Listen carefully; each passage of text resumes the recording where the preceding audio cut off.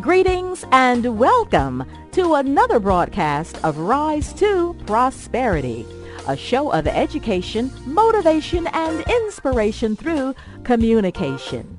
You may follow us on Facebook page Rise to Prosperity, listen to a live stream of the show at riseradiootr.com, or join in the conversation by dialing 404-910-3151.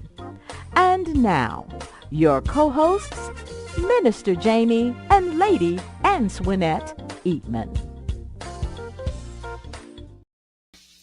Greetings, peace, and blessings be unto everyone.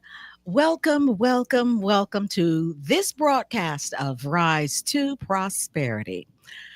We are glad that you've decided to spend your Wednesday evening here with us, and we're going to be with you until around 10 o'clock this evening. I want to welcome my husband and co-host, Minister Jamie Eatman. Peace and blessings be unto you. And unto you as well. Thank you so much. All right, we're going to go ahead and set the atmosphere for the show, and then I will give you more instructions. Minister, will you set the atmosphere for us? Yes, let us pray. Most Holy Father, we most humbly come before you, giving you honor, giving you glory, and giving you praise. And Father, we thank you for this is the day that you have made, and we shall rejoice and be glad in it. And Father, I just thank you for what you're doing in this hour. I thank you for the knowledge that's going forth. And I pray that you will give your people more wisdom, knowledge, understanding, and revelation as it pertains to your word. And Father, I bind up the activity of the enemy who would go forward only to confuse those who would stand at the gate and not enter in, but would hinder others from doing so. So I just pray that something's going to be said or done here that's going to be an encouragement to someone, and that as they go forward, they might go forward and let their light shine, rising to the occasions that they too might make a difference in someone's life, in their circumstances, in their situations. We give you honor, glory, and praise. It's in the spirit of Christ we pray. Amen, amen, and amen. Amen. Thank you so much for it. Now, I'm going to do a brief overview from last week. Tonight, this evening, we have part 2. And on last week, we told everybody, okay, we know there's going to be a part 2. So the narratives and truth. And I want to make sure I'm getting this right. Okay, narratives and truth. Okay, what we want you to do is invite your friends. Go into your Facebook, copy or share this, and share it with everyone on your feed, your friends, family. Let them know that Rise to Prosperity is on the air. You can also invite them to join you in our conversation room. If you're in the conversation room, first of all, you can speak to us, let us know you're there and you're going to be participating with us or throughout the show. And as we go through the questions on the show, you can answer them as well. And we'll put your answer, or we may have a discussion about your answer we'll put it on the screen, and possibly the panelists will have a discussion about it. So go ahead and invite your friends and family. And I'm going to do a brief overview from last week, which is really going to be brief. On last week was our first show, and our compare and contrast was between wealth and prosperity. So the panelists, all of them answered, and some people in our conversation room, some participants, they answered as well. Also, one of our viewpoints was, does your acceptance of a narrative, does it change based on the truth or a lie? Well, to find out how our panelists and some of our guests in the conversation room answered, you will have to go and look at the video. You can find those videos at the number 2, Prosperity, all written together on Facebook and on YouTube. You can also go to Rise Radio, OTR.com, and there is a location on there where you can look at the video and view previous videos as well. Also, keep that website in mind, riseradiootr.com, because any day of the week you can go on and hear gospel music, and it's music that educates, motivates, and inspires our listeners. So keep that website and pull it up on your phone at any time and just hear the music that is playing. That was my brief overview, and I'm going to turn it over to my husband and co-host, Minister Jamie. All right. Greetings, everyone. Peace and blessings. I am Minister Jamie, and I am indeed on the rise, just as you are. At least you will be for the next approximately hour and 55 to 2 hour time frame. Thank you for that overview of last week's program. And as we get into today's program, you sort of looked at your instructions. You said you wanted to make sure. So sometimes we've had several programs concerning truth, and there's another program on Friday, which the word narrative is used a lot. So I could see why you would do that. But today's program is Narratives and Truths, Part 2. What were your thoughts when you, I'm sure you knew we were going to have it, but reflecting back on last week's program and the thought of another Part 2, what were you thinking? Well, you know what? Last week was very good. So I knew that, okay, we're going to have a part 2. And, I can kind of tell as we get along, because I have a habit of watching the clock. And not because I want everything to hurry up, but because there are certain things that certain times I have to do and get done. So that's why I keep watching the clock to know when I need to do this, when I need to do that. But anyway, I just kind of figure I can kind of tell when we're going to have a part 2. And it was very informative, narratives and truth. Finding out that your narrative or a person's narrative does not have to be your truth. The truth is the truth. And we have to not allow other people to make sure that the narrative they tell about us is the truth. That's kind of like this quote I used to say, and I don't know who wrote this quote, but I would say it all the time. Don't let anyone's opinion of you become your reality. So, if somebody's narrative about you is not quite, if you don't like it, and according to them, they're telling the truth, then you may want to check yourself or kind of look at what they're saying and why they're saying it. Is it something they're saying that you're not? But then you also have to make sure that, what I want them to say about me, this is the life I am. This is what I am. This is the life I live. So we do want our narrative to be truthful. So, it was very nice. I enjoyed it, and I'm quite sure I'm going to enjoy it again. Okay. All right. Thank you very much for that. I'm looking forward to the program tonight because I always find that, it's like if you have a conversation, next time you talk, you have to talk about something a little different or a little deeper. So I'm trusting that it will be deeper. So as we move forward, let's see what is unveiled, what comes at a later time, and it'll probably be more of you than those who are watching right now. But I pray something's going to be said that'll be beneficial to you. And by all means, please leave your comments in the room. I normally try to go back and like to show people that I am reading them. And every now and then when I get something fresh or something new, it is insightful. So I encourage you all, please do just share your comments with us. All right, Lady Antoinette, if you Mhm. are ready, then I am. All right. Let's see. Our We're first going to question. start the program off with our first question, which is, what was your Emmy instance for last week's program? Narrative and truths. And the thing with that, I want you all to catch this. You know, we do an Emmy moment at the end of the program.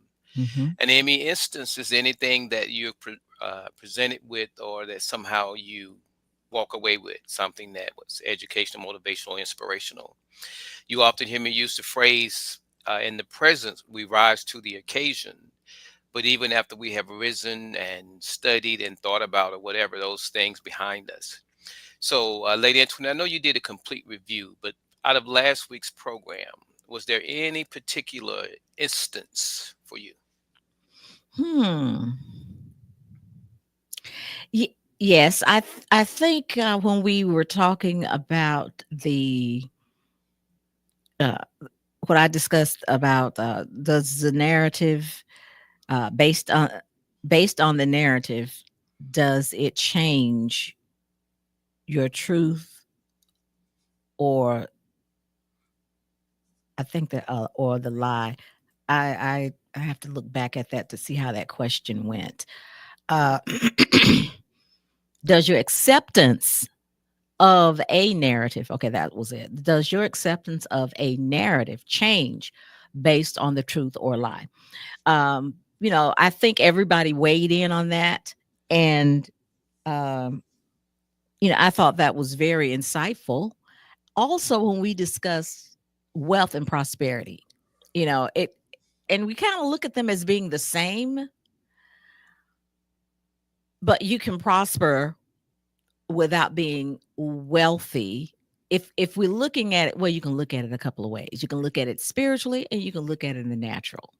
So I think last week we looked at it all ways. So that was interesting as well. Okay. All right. And it is always a good thing, and kind of remembering the programs, because they kind of help prep us for the next program. But as I reflected on the program, the program is actually all encompassing, as Lady Antoinette alluded to. There's some questions that are asked, there's some answers that are given, there's some thoughts you're thinking when you give your answer, there's some thoughts you're thinking as you get other people answers. But here lately, one of my most Emmy instances on each program here lately has been the conversation room. Hmm. There's some interesting things that are going on in the conversation room. If you've heard me Hmm. before, when I've said there are some things that are coming, and those things are doing just that. They're coming. I spoke with Brother Bennett about kind of some of the things that we're seeing, Hmm. and it's interesting how they're going to be there. They're going to test us. They're going to test our gut. They're going to Hmm. test our character. They're going to test what we're standing upon. And that test is really just they're testing, or they're helping to write our narrative. And Hmm. many of us don't realize it, but that narrative is something that, when you encounter someone and you're having a bad day and something took place, there's a narrative that results from that little instance that took place. Hmm. Historically, there are some narratives that have taken place in our families. There are some narratives that are being told, and some of them we have a chance to change, some of them we may not want to be aware or conscious of, and others we may not even be conscious of. But in life, as we move forward and we realize that our narrative isn't just solely our narrative, because there's always that. Remember that people would say, when you're pointing, there's four fingers that's pointing back at you. Hmm. There's the tendency to tell our story, and our being all of us. So when we tell our stories tend to differ. But the narrative is that thing that we're going forward and we're saying. Some of our narratives we'll lie in a heartbeat. Others will go and carry a life forward because that's what somebody gave us. Mm-hmm. But we need to realize that narratives are very important, and we play a key role in that narrative as to what goes forward, what is said, and in a lot of cases, what is done in our settings and in our lives. So as I thought about my Emmy instances, it is really the entire program as I look at it from the seat of position that I see it. Mm-hmm. Okay.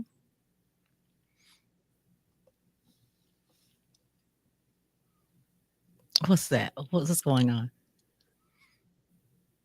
Well, if you said okay, you've gone, I've gone.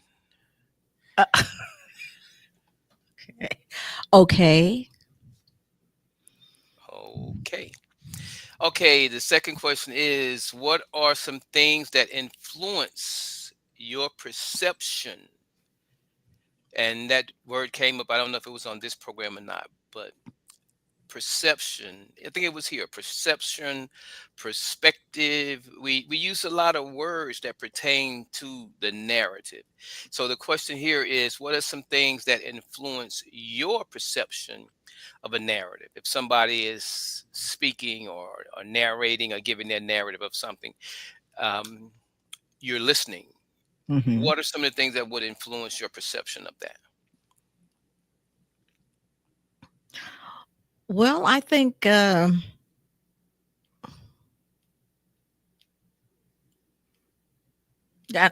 I really don't know because it depends on, I guess, what's being said and who it's being said by. If it's someone I didn't know, I would take, I mean, my perception of their narrative, I would have to just take at face value because I don't know them. Someone that I'm familiar with, if it was true, then I would, the narrative would be, so I guess truth would be something that would influence my perception. Hmm. Um, and also, if it was a lie, it would influence my perception. So, Hmm. yeah, those were are two things Okay. that would influence it. Okay. And you notice how you said if it was true, and then you came back and said, well, if it was a lie, which is actually the same thing, because if a person is not telling the truth, then they Mhm, are lying. mhm, So the fact, like you said, the truth of the matter, people have made that statement, the truth of the matter, and you hear it being used in conversation, but it's really a weighty thing. When it comes down for me, the things that might influence my perception of the narrative is I try to listen very attentively when I'm listening to someone. mhm, And one of the things that is impacts my narrative or my perception of the narrative, you used to hear these words that your conversation, there's your words should there should be some congruency in what you're saying. There should be some consistency in what you're saying. mhm, So even if that person is a good person that tells a lie, I can't even look at the truth of the lie until, because if it's scattered all over the place, I don't know what to make of it. So one of the things that impact my perception of the narrative is the speaker, the delivery. We had a mhm, conversation, if you remember, a program that was about communication. It was about communication noise and the different type personalities and things that affect communication. Well, all those issues come into play. So when I'm looking at a person and someone is telling me about a person, if someone is telling me something and is all emotional for them, that again is going to influence how I might view that narrative, because I know that it's mixed with some emotions. Might even say tainted, depending on how you want to look at it. So that becomes very important as well. mhm, Um, there's just a lot of character, when we look at life and character, it plays a key role, the content of a person's character. And I'm one of those individuals, even if a person, if I've known them to lie, I'm still listening. I'm always listening for the truth, you might say, because I know that a person who habitually might do something, there comes a point where something may be of value enough to them that they might do something differently. And if we're not paying attention, we could easily miss that. So Mhm. that's one of the things that I would say that greatly influences my perception of a narrative. It's the character of the individual. Mm. Mhm. Okay. Character. All And right. the Apostle Crystal Harris just she says, "Good evening." Mhm. Good evening, greetings, peace, and blessings, Sister Apostle Crystal.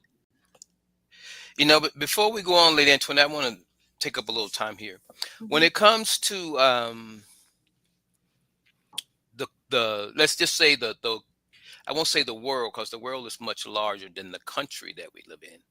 When you look at historically a lot of the narratives that are out there, um, what are your thoughts concerning education? Because we say we're about educating, motivating, and inspiring individuals to rise above life situations and circumstances. Mhm. So if we live in a country where we have an education system which they were talking about doing away with a defunding, um, how significant or insignificant is that system and what you know about it?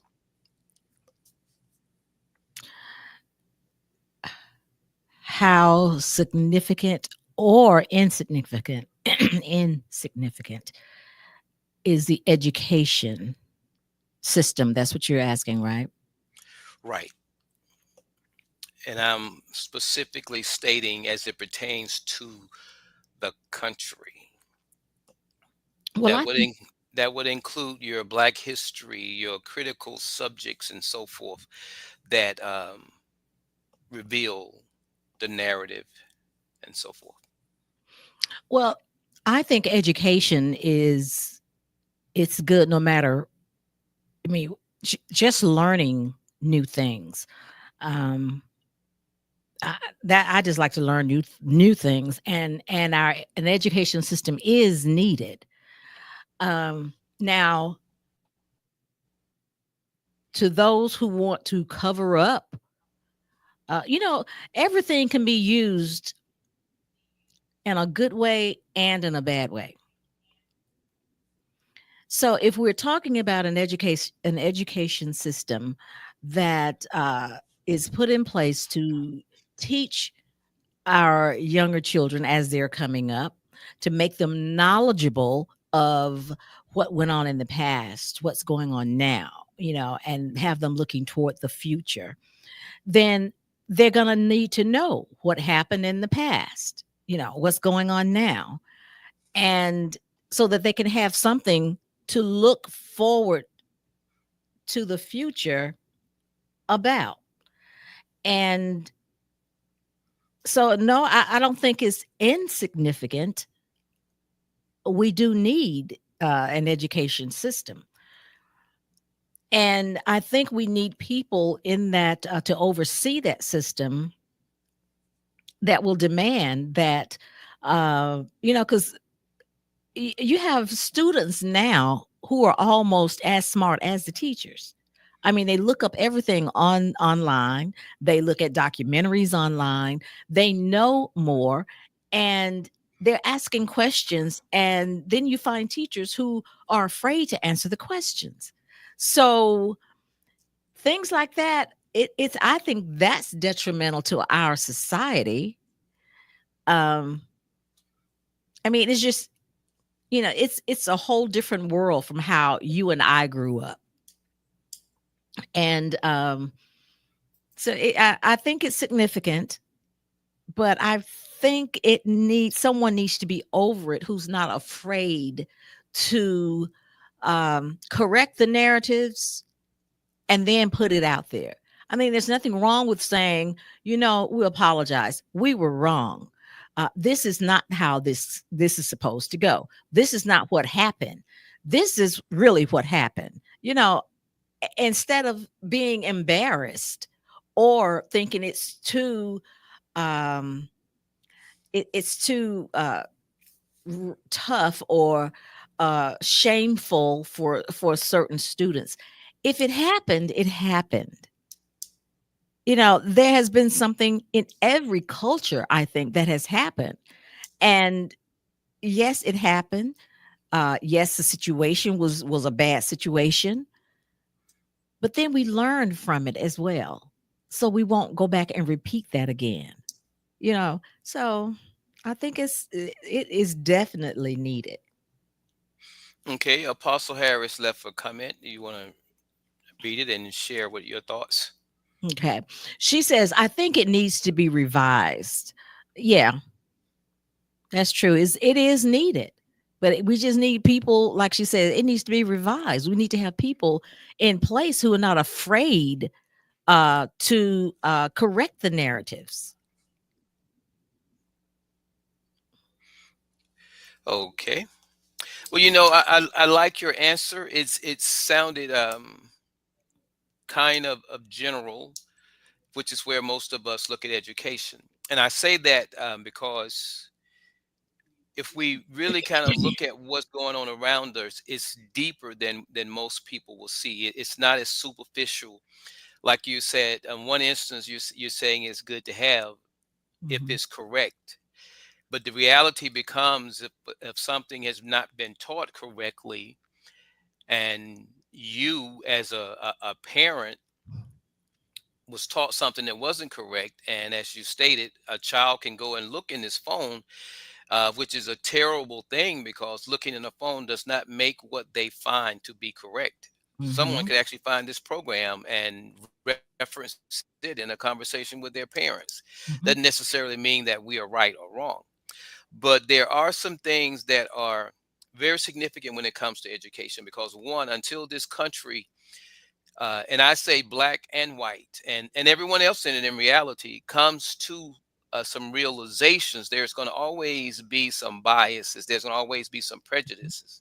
The only way you're going to be able to eliminate those things is that you shed light on some of the problems, and that would then reveal the lie, or as I would often say, by searching for the naked truth of the matter, you Mhm. can then expose some lies. If you think about the concept of hot or cold, everything in the middle, whether we want to call it a little white lie, a little ignorant lie, or any other lie, is still a lie by any name.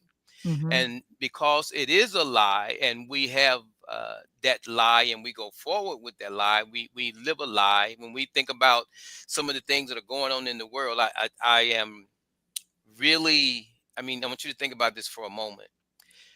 They say that we here in the United States, as people of color, black people, that we make more money than some of the countries do. Other Mhm. countries do. And if we're making more money than those other countries are making, and we're still here with the same complaints that we've had, a portion of that has to do with either the fact that we like it the way it is. I don't think that's really the case. We have not really assessed the situation for what it is, which I think is part of the case, or the information is missing so that no assessment occurs, or that people who are in a position to make those type of assessments, for some reason, many do not. Mhm. And it may be a little bit of all of that. But the bottom line comes down to going back to what I was making reference to. I think I touched on the end of last week's program with some facts financially. When you look at where uh, people of color are, black people, uh, that's a very interesting topic, not only from the perspective of people other than black, but among blacks. As Brother Brown comes in and shares what he is learning now, you have some people that, they will present something based on where they go back, how Mhm. far they can go back. Some will stop at Africa, some will go back farther, and some go back so far as they deal with the origin One of the things people can't argue with usually is something where there's the origin of something. Mhm. But if you go back and you get something from this time period, those are crazy things to be trying to argue with, because who was there, or who has put in the study to even have an informed opinion one way or another. But those are the type things there that we have to live with, we have to deal with, and that are going to hinder us from moving forwards, and even in some cases backwards, because there's some people that get some information that they're not going backwards. And in order for you to go backwards, you got to walk over them. And that's not going to happen in most cases. So people are, in a sense, pushed forward, whether they Mhm. are willingly going forward or not. So there's a whole lot of things that are going on as it pertains to education. I like what the apostle said about it needs to be revised. It Mhm. does, because there's so many lies out there. One of the things that I learned when I was doing my course, it was that the people, there's a saying, the person that is in power does indeed write the history. So because our topic is on the narrative, those who are in power write the narrative. So if Mhm. those who are in power write the narrative, what do you think happens years later when someone don't know that there was even a question of the narrative? They'll defend that with their life. Mhm. And that's a lot of what we're seeing today. So when it comes down to education, it isn't just about having teachers to teach, and it's about more what they're teaching. It's about the intent and the knowledge of what it is that they're teaching. When I don't know if we have another question, so I'm going to bring this out. This perception of the narrative piece is very important, because most people don't think deep until they are fronted with the depth of something. Can you imagine, every day you look at a well, and today we don't need a bucket to draw water. We just go cut on the faucet. But let's say Mhm. the water in the house goes out, and Mhm. someone goes, and for the first time in their life, now they're at a well, they're dropping a bucket in the well, and they don't know what to do next. They're standing there holding the rope, and the bucket hadn't even got near the bottom yet, because they don't Mhm. understand the process. And that's the way knowledge is. We can't draw any deeper than we are familiar with. If we don't know how to draw at the well, we'll never discover the depth of that that's at the well. And I'm saying that to say this. Send Apostle Harris the link, Tony. Okay. And I'm saying that to say this: when we think about history and some of the things that have occurred, people will dismiss your conversation. They will talk louder than you. You will be the voice that no one really wants to hear, because you're bringing something that's going to disrupt the atmosphere. You know how that song says, this change in the atmosphere. Truth does that as well, but most Mhm. people don't want that change. So oftentimes truth goes unaddressed, and when truth goes unaddressed, it's only a matter of time, because before the absence of truth becomes the validity of the lie. And when Right. you get to that point there, a person, as it says, I think the Bible says that there'll come a day when people will literally kill you and think they're doing God with favor. And spiritually, and I said literally, but I mean literally and spiritually, because Mhm. when you think about the concept of them picking up their stones to stone Jesus, most of us, we in our little religious mindset, we don't realize it, but if we're that comfortable and nobody is uncomfortable with us, we may not be as deep or in the place that we think we are, because there's some revelation that when it comes down to our faith, the word, and Mhm. who God is, it makes some people uncomfortable. Mhm. And Amen. as we move forward, those narratives are going to be addressed. They're going to be attacked. That people are going to undress some things, and until it's undressed, that's when you have a chance to expose the naked truth. The only way to really win over someone that has the mindset that they're correct is with truth. Until you can dispel, until you can dismiss, until you can disqualify what Mm, they are calling truth, that's going to be their truth. It only yes. becomes a lie in the presence of truth. And that becomes very important. But Hmm. education, as we know it, is very important, because now truth crushed the earth. In other words, we've walked all over it, but Hmm. now it's rising up. And because Yes. it's rising up now, it has to be acknowledged. Okay. I just Yeah. wanted to throw that in there about education, because as we say, educating, motivating, and inspiring, people may think that is a minor thing, but it's not. If a person Hmm. won't stand for something, they'll fall for anything. And if a man hadn't found something for which he's willing to die, he isn't fit to live. I've written those statements together like that because that's the way I think. So when it comes down to my standing for something, I have so much in my mind that reminds me that if I don't stand, I might as well be dead. Hmm. And when I look at the fact of life spiritually as well as physically, there are a lot of things walking that are already dead. Hmm. Welcome, Apostle. Peace and blessings. How are you? Greetings. All Well, right. I'm trying to. This thing ain't working right. Well, you're sounding good. You're looking yeah. good. I don't know what piece ain't working, but it looks Well, good. I can't see anything. That's what I'm saying. I got all this stuff sitting in front of me, but it's Oh, Oh, not okay. it's not coming. I can't Okay. see. You'll get it. Just work at it. Let me know when you're ready. Okay. But Lady Antoinette, as far mhm. as while I'm waiting on the apostle, I'll just go ahead and share this. When I was doing my study, I learned that the critical subjects and people that have studied these particular subjects, they have concluded that if people are going to be great citizens in life and so forth, that Mhm. they are going to have to learn how to live with the past. Mhm. But if people aren't teaching the past, they're not being taught the past, then they can't live with that which they haven't. And the Mm. problem that's occurring now is that we're getting teachers who are being put in a position where they are supposed to be teaching these same subjects, but because they did not know, now that they are doing a scholarly study, they are learning the lies that they were told.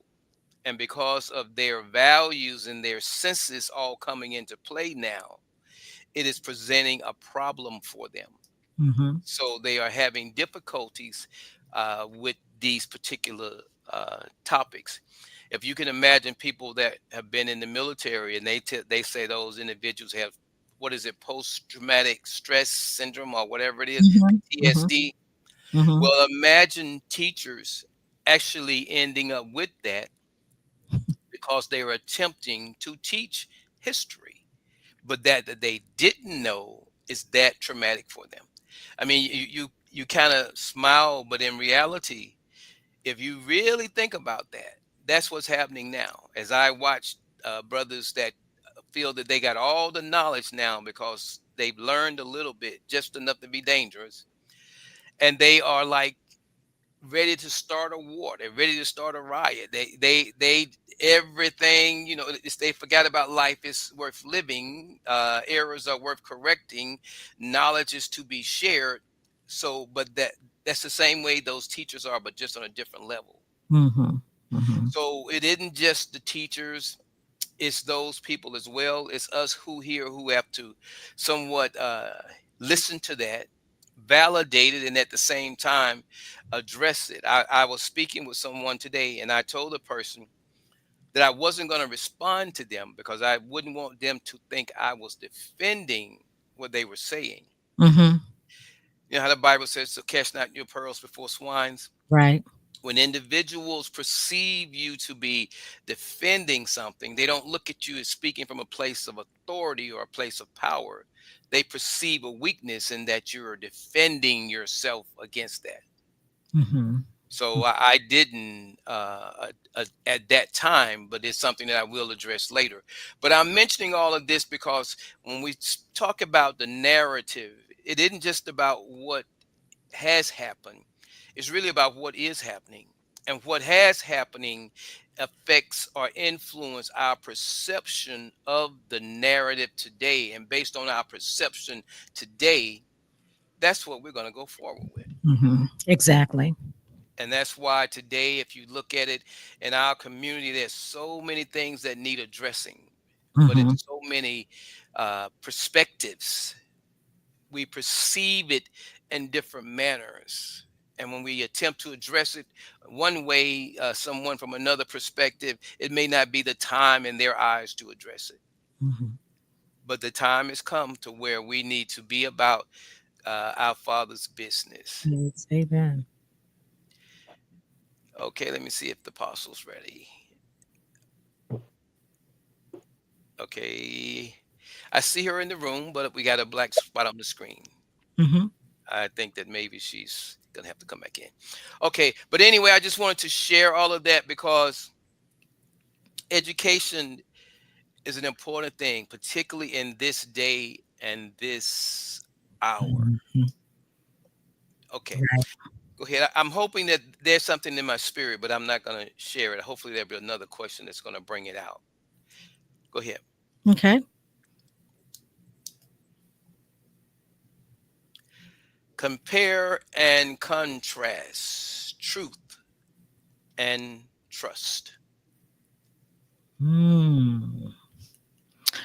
Well, I know what truth is, and I know what trust is. Um, and I feel uh, I feel that they can go hand in hand. When you know that someone is truthful and telling you the truth, you can trust that person knowing that they will tell you the truth. Hmm. Um, but it does work the other way as well. If you know a person is a liar, you can trust that they are going to lie about something. So, um, trust is,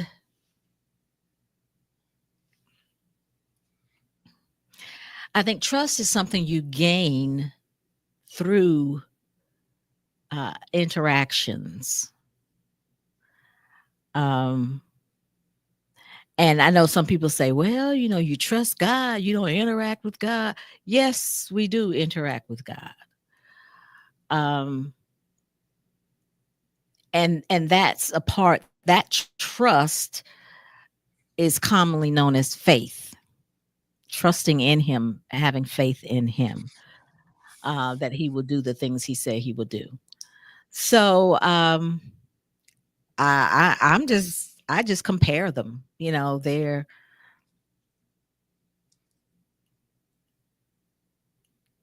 I just I decide to just compare them. Okay.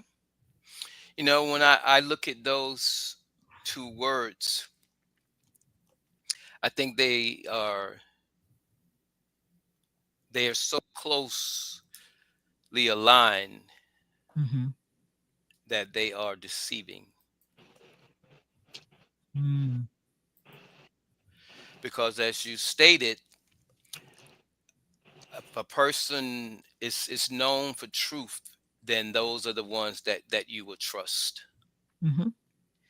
So if a person's known for truth and there's a situation that occurs and that person um that's the last person that you would suspect, right? Hmm. Because you trust that person. But think about in life how often the person that's guilty is the last person that you would have thought would have Yeah. done it. Hmm. because there's a saying that character is not measured in time of comfort, but in time of adversity. So if a person is secretary for years and they never had any crisis, if they're faced with a crisis, they might have done something that they never got caught at, but did it a little bit differently because they had to do it. But you trusted them all along. Mm-hmm. You didn't know the truth because you trusted. Right. When we look at our children today, how many times have you, as a parent, had to deal with a teacher or someone pertaining to your child, and when you went there, in your mind, you didn't even think about a bias or a prejudice, but you went there with a bias or prejudice in your mind. Mm-hmm. And think about the number of parents that do that. Think about the number of times that people will defend their children based on the fact that this is my child. They will defend their the people in their life and in their space because they're in their life and in their space. But in reality, um, truth can get lost in that, Mm-hmm. and so can trust. So I look at those two as being entirely different, because if a person trusts you, you could be telling the truth and someone not believe you because they trust someone else. So Mm-hmm. truth and trust then becomes on opposite sides of the fence. Right. Right. So we want to make sure that we know the difference between those two. If a Mm-hmm. person is lying, how many times have you heard people say, "And I trusted him," and I trusted you, Mm-hmm. when they learned that the person was lying, Yeah, right. or they took them to be telling the truth because of the relationship with them. When we think about that formula, I plus R equals O, identity plus relationship equals outcome, Mm-hmm. it becomes very important, because if we're not operating in truth, we could end up with a trusted relationship that the outcome is just waiting to happen. And Right. you can't prevent it anyway because that's in the future. But we still have to be able to look objectively at the things going on around us. Greetings, Apostle. Are you ready now?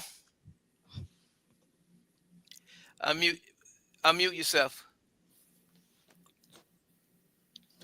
Yep, Okay. So how are you?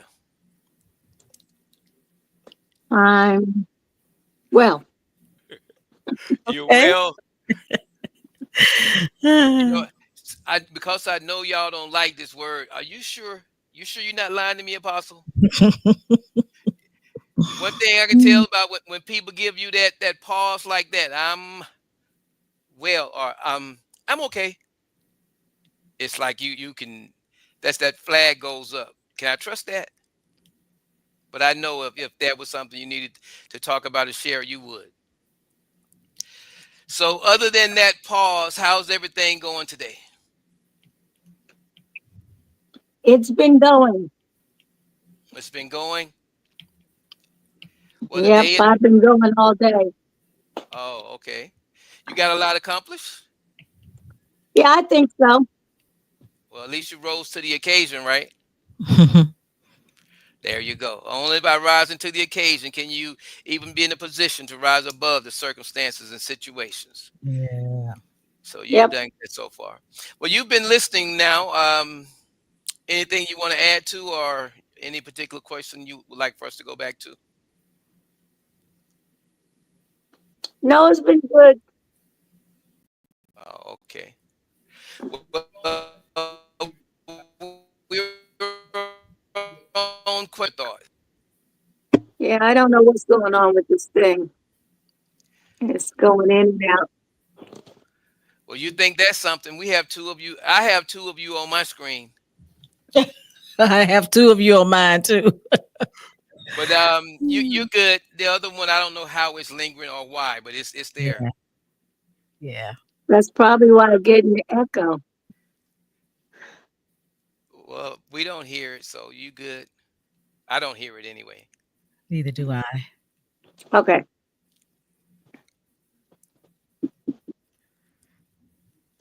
All is well.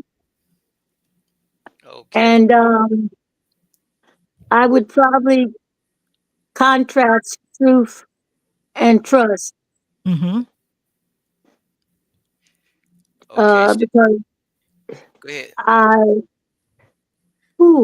trust. I can't trust everybody, but I can trust the truth. Right. So I have to contrast them. Mm. Okay. I like that. That makes sense. And it's right. You can't trust everybody because not everybody's going to tell you the truth. And the interesting thing is, a person that tells you the truth today may not necessarily tell you the truth tomorrow. What was Peter told? Yep. And But remember when the question was asked, "Whom do ye say that I am?" And flesh and blood had not revealed it unto thee. Look at that relationship there. That relationship with God. Mm. hmm Identity plus relationship equals outcome. And look at what happened later. You yeah, got to but it doesn't have to be another day. It be. could be Yeah. things change in a moment. Yes, You they do. re- remember we used to say, here today and gone tomorrow. Mm-hmm. Now it's here today and gone today. That's true. That is true. Yeah, you got a point. You have a point there. Yeah. All right. Any additional comments on this, Lady Antoinette? Anything that we went over that you might want to catch the apostle up to speed on? Because I know that you were listening, right, Apostle? You put in the room that you were listening. Mm-hmm. And anything we've said that you wanted to comment on? Not at this time. Okay, then if it Okay. comes back to you, just let us know. All right. All right. Okay, number 4 says, okay, now this is a discussion question. Black buying power was estimated at 1.6 trillion as of 2024. The projection suggesting it could reach 1.8 trillion by the end of the year. Now, this is a year, an annual amount of funds. What are your thoughts on that? That's a lot of money.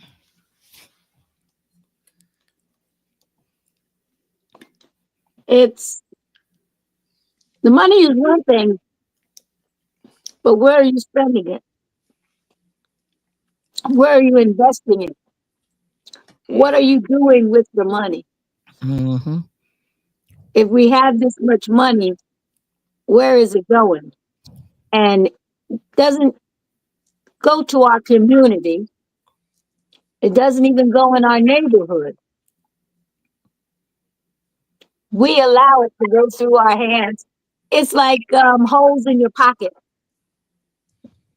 Hmm. Uh, it goes everywhere but where it's supposed to go. It doesn't even go to the church. Some goes to the church, but there are a lot of black people that don't tithe and don't give offerings and don't go to church. You know, is that I know that this is a strange question, but the way that things are going and the truth be told, is the church doing what it is supposed to be doing? No. So, Somebody you had something on the other week saying that the church is not doing what it's supposed to be doing. Mm-hmm. The church is piling up their own money. If the church was doing what they would be doing, there wouldn't be so many millionaires in the church talking about the leadership. The leadership keeps on growing, and going higher and living in mansions, and the members don't even have enough money for food. Mm-hmm. You're not doing what you're supposed to be doing. Right. Right. You're not taking care of the widows.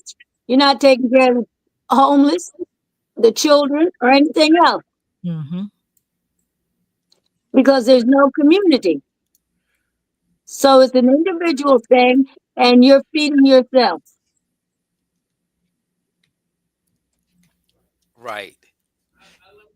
Now, I like what you said, Apostle, because I said this last week. I think you and I have seen some of the same videos. When you say that we don't have a community, put that in perspective, because most people, they don't know the depth of that statement. Can you shed some light on it? First, you have to go to the definition of what is a community Right. and break it down. A community is what Tulsa was. And I can name a few other communities. Community has the grocery store, the doctors. Back in the day, it was the shoemaker. Whatever you needed was in that community. Mm-hmm. The church was in the community. The church was the community. Because everybody surrounded the church. Everybody came to the church for whatever their needs were. Families, but families were more of community. Back in the day, Yes, ma'am. you had your family. That's why I said I have 5 generations. I knew when I was born to 5 generations. But not only 5 generations, I was born with 5 grandparents from different families. So I had great grandparents, I had grandparents. So I had 4 sets. You have 2 sets. My mother's set, my father's set. My mother and father, my mother's grandparents, and her grandparents on both sides of her family. Mm-hmm. So everybody came together. That's what they used to say. It takes a village to raise a child. We don't have any villages. We have individuals that don't even want you to speak to their children, let alone correct them when you know that they're wrong. I mean, we used to get spankings. If the neighbor had to spank us, we was definitely going to get a spanking when we got home. Mm-hmm. Amen. If I they was had laugh- to say something to us, we were going to get a spanking when we got home. Amen. Yep. And then That- we were always sent to somebody else's house, maybe on the weekend or on this time, or there was always relationship. Mm-hmm. That's how you build a community, with relationship. I'm going to go over here. This person is the dressmaker. They're going to make the clothes. They do the sewing. You need to go over there if you need alterations or whatever you need. Okay, how many black people do you know that are sewing and doing alterations? You're going over there to the other. I'm not going to Mm-hmm. name any nationality, but that's where you go to get your clothes Right. altered, fixed. You know, I know a few black seamsters, but I'm just saying it's not community. right. So don't let me Right. keep And talking. You all say something. no, I wanted you to define that because I knew that if a person has been exposed to, that's something about knowledge. When you have gotten it and it's true, I don't care how a person repeat it, it's going to pretty much sound the same. I want to take a moment to welcome my sister Tracy Eatman. Tracy Mm-hmm. came in. She said, "Peace and blessings, fam." And when you were talking, Apostle, she said, "Amen, amen, amen." Because Mm, we grew up down there in Utah, and that's the way it was. amen. And even when we moved to Tuscaloosa, which was a little different, our neighbors were just like our parents. So if they knew, my mother knew. I had a brother. I used to always wonder, how did my mother knew everything? Between the spies that she had in the form of my brother and the neighbors who didn't hesitate to tell everything, you didn't get Mm, away with nothing in the day. Everything was pretty much made known. But I was going to say, Apostle, you're right on point when you said that about the neighborhoods, because the things that with that money issue that I touched on, the money is there. But if we're not doing anything with it, the guy that I was listening to, he used the term aggregation, aggregate. I had seen this guy like 3 or 4 times before I finally realized who he was. There's a guy that wrote a book called, it's Black something, Black Economics, but it was really popular. I didn't get a copy of it, but he's the one that I have been posting. I didn't realize that's who he was, but I heard him and someone was interviewing, and I realized that he knew exactly what he was talking about. But it goes back to exactly like you said, those four things. And it's ironic because with him being an elder, Dr. Umar, who is a younger individual, Minister Farrakhan, who is an elder, you find people like Candace Owens, myself, you, when we're looking at things from an enlightened perspective, we desire and long for that thing that isn't there, that most people haven't even realized is absent. So the work and the challenge becomes rising to the occasion to help bring that back into being. And that's where we are today. We're trying to bring back something that most people haven't even missed yet. Lady Antoinette, if you will share this. okay. That's greetings, Brother Edgar Eason. And I want to say also greetings to my sister in love, Tracy. Brother Eason writes, our problem is not the message per se. Our problem is expecting the message from a particular messenger. I have no problem with the truth. I just want to hear it from you. Oh, I just don't want to hear it from you. Credibility or lack thereof is the deciding factor concerning acceptance of the truth. Today, the truth is compromised for acceptance. People believe who they choose to believe, regardless of the truth. Right, right.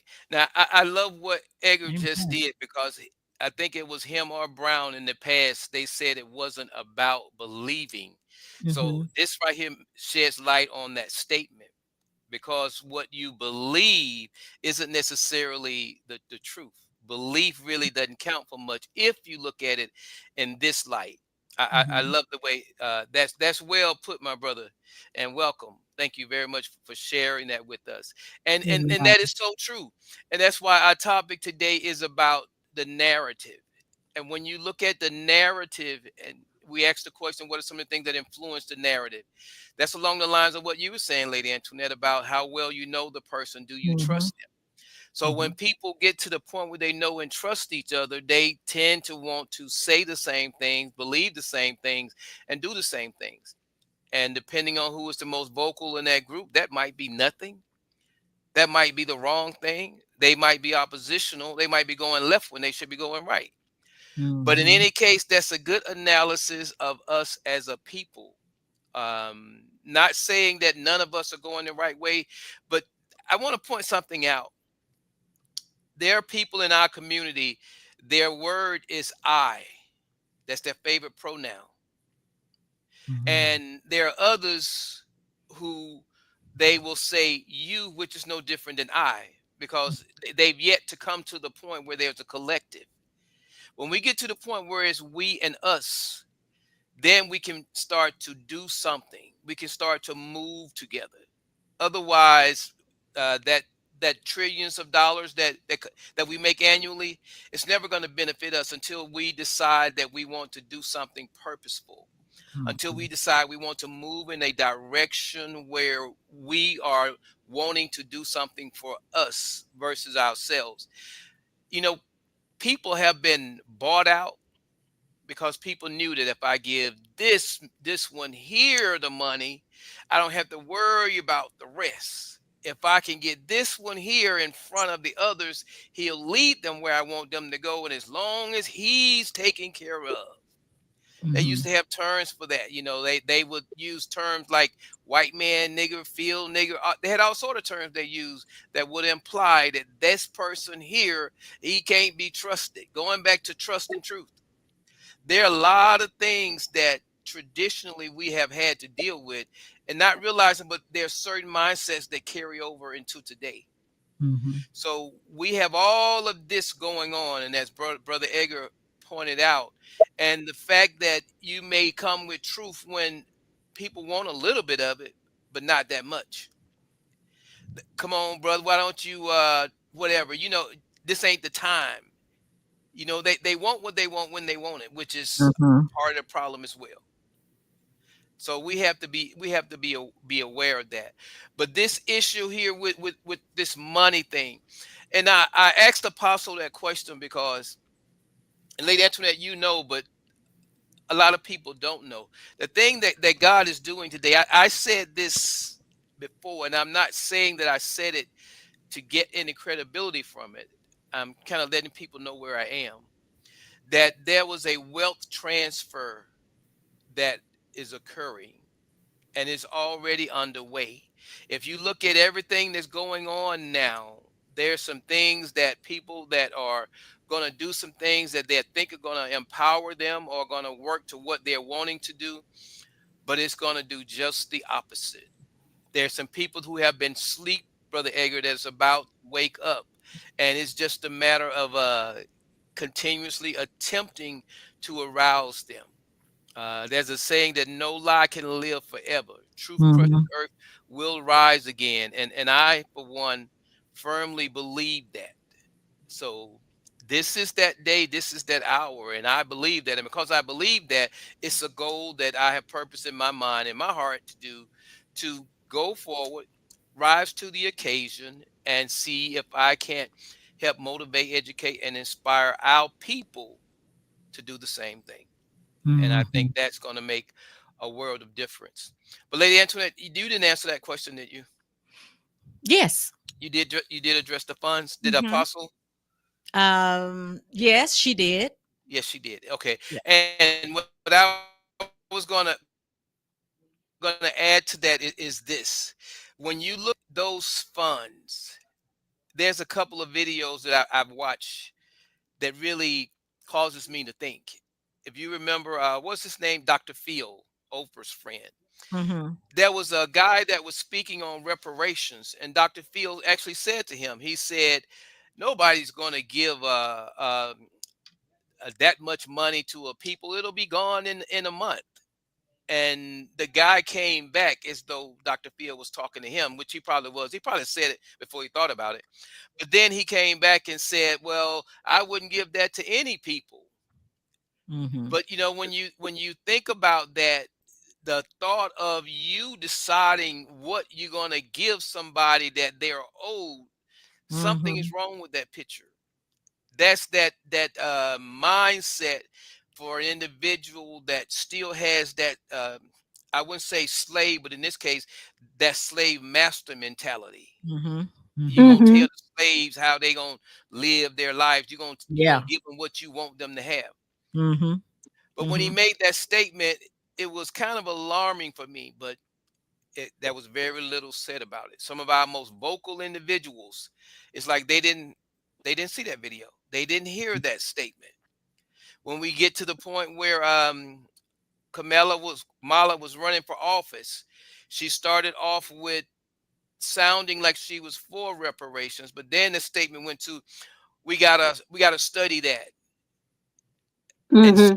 she must not know that one of Dr. King's my favorite statements of his is there's a paralysis in analysis. And you're gonna become president, and you're gonna tell us already that you're paralyzed to the point that you're still studying. But we as a people, and all the things that we put forward to trying to get Trump or her in office, there's still some things that need to be addressed. For example, reparation. Do we believe in it or not? Do we want it or not? And if we want it, why don't we act like we want it? And as long as we act like we don't want it, why would anybody give you something you act like you don't want? Mm-hmm. If they got 5 people to serve, and you sitting there all quiet, and somebody else is over here causing a disturbance, who you think they're going to attend to first? We've learned, we have lost the art of protest, organized or otherwise.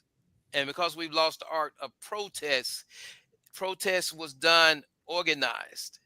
So now whenever something happens, it appears to be something that's disorganized, and the person appears to be out of order. Because when they want to rise up and speak for everybody, when half the things that they want is really what they want, that presents a problem. But all this money here is just that, it's just money until we decide that we want to do something. We need to be able to make some sacrifice to make some things work. You know, if you want to move and you live one place and you want to move to another, your income doesn't necessarily have to change. Maybe you change some habits in the way you live your life. So that's important. Yes, Apostle. Yes, we have to realize that the majority of the people, whether they be black or white, the majority of the people are under 50 years old. Even if you're under 70 years old, you don't even understand the fight. You try to empower your own children, but you can't even empower your own children, your grandchildren, or your great-grandchildren. They don't have any idea of what you're talking about. They can read it in a book. They still don't have any idea what we went through. They don't have, and I didn't per se go through it, but it was silent. A silent racism is just as bad as verbal racism. Racism is racism no matter who's being racist. Right. We can be just as racist as anybody else. But until you come to the knowledge, that's what it is. And the understanding of where we came from, where our parents, our grandparents are even further back than that. But see, that's where I learned all that through, what do you call that?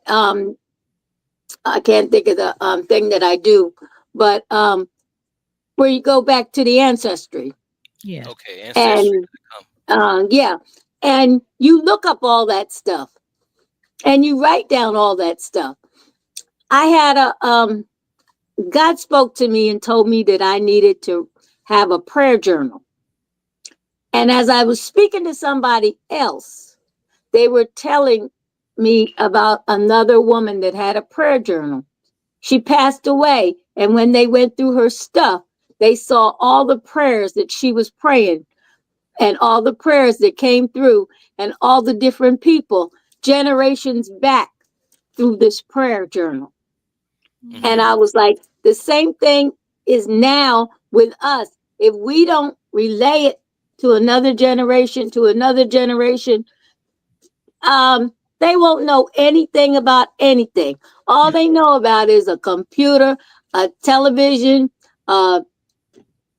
whatever that, the phone, all those different things that are technical, and they don't even know how to go outside and play. Go outside and play, and they look at you like you're crazy. Yep. All we had was go outside and play. Yep. We had the football, the basketball, the girls doing jump rope, and what was that little thing you throw the little glass in front of you and jump? I don't know, but we played jacks. And we shot marbles. Yep. You know, it was so some things that to do, but now the toys are different, and because the toys are different, so is the focus. Lady Antoinette, if you read what Brother Brown shared.